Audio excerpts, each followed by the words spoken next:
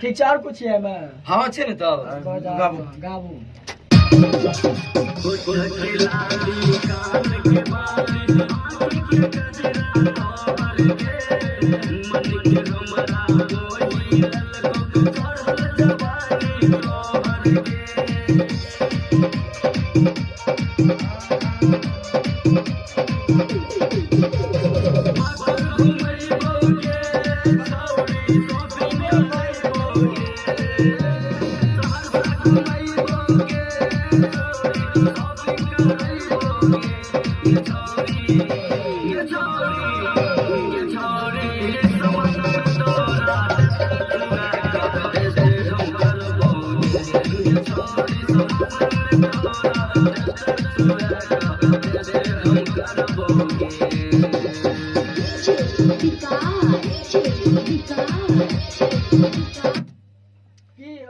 सर केहन लगे छे यो बहुत बढ़िया लगे और गाबू बढ़िया लगे छे तो चलू एगो अंतरा और नहीं है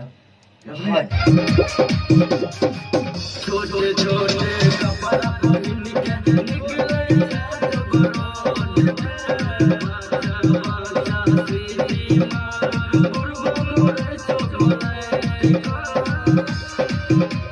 मतलब बुढ़वा बोले दिए हाँ मतलब बच्चा मतलब एहन मतलब ड्रेस है कि सीट बच्चा तो सिटी में बुढ़वा सब धोती पहने रहे भोले के मतलब आए तू तो आए करके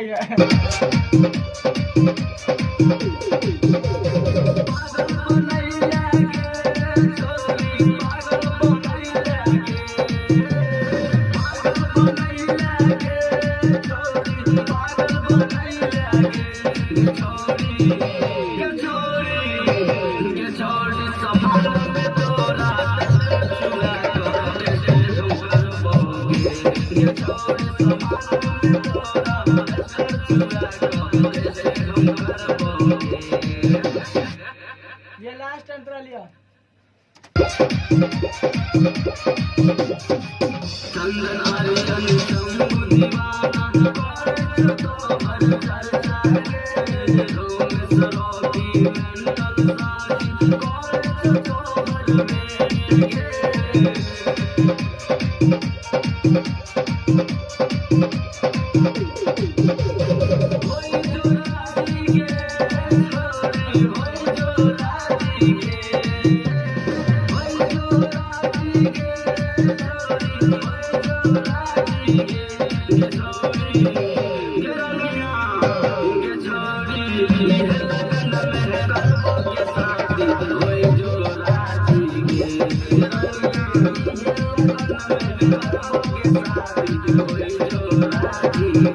चंदन आर्यन रिकॉर्डिंग स्टूडियो बकौर सुपौल।